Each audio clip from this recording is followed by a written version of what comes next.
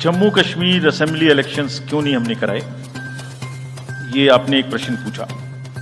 बहुत important question है नीरज जी आपका।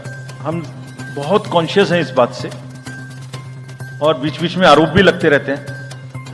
हम वहां गए थे तब भी हमसे लोगों ने कहा कि हमें तो सुप्रीम कोर्ट जाना पड़ा आपसे क्या आपको कहलवाने के लिए कि इलेक्शन कराइए, और आप क्यों नहीं कर रहे हैं। तो पहली बात, आपने इतने समय से क्यों नहीं किया। तो पहली बात मैं सबके सामने ये इसको स्पष्ट करना चाहता हूं कि Jammu and Kashmir reorganisation act was passed in 2019। ये सबको विदित है कि 2019 में Jammu Kashmir reorganisation act pass हुआ। उसमें जम्मू कश्मीर की असेंबली में 107 सीटों का प्रावधान किया गया।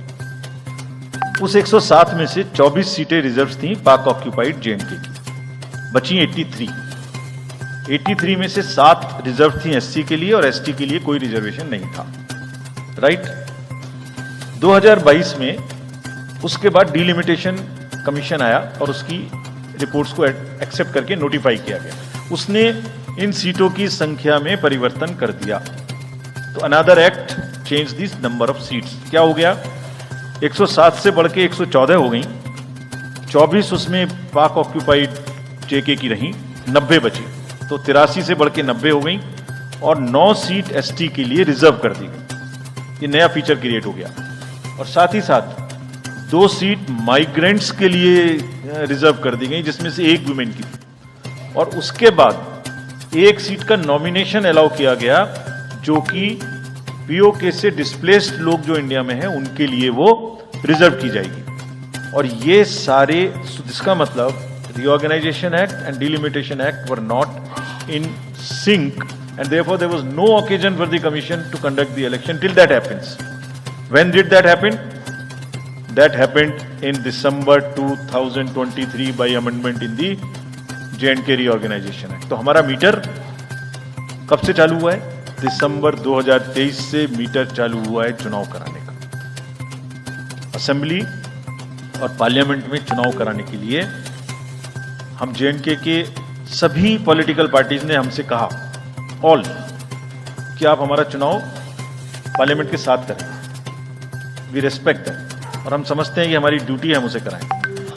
सारी एडमिनिस्ट्रेटिव मशीनरी ने टुगेदर एक स्वर में कहा कि सर हम एक साथ नहीं करा सकते।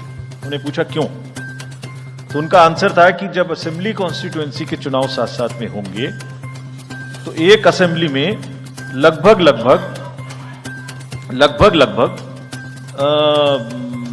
10 से 12 कैंडिडेट खड़े होंगे। सो 90 इंटू 12 करीब 1000 कैंडिडेट हो गए। और J&K में सिक्योरिटी की वजह से हर कैंडिडेट को कम से कम 2 सेक्शन फोर्स प्रोवाइड करनी पड़ती है।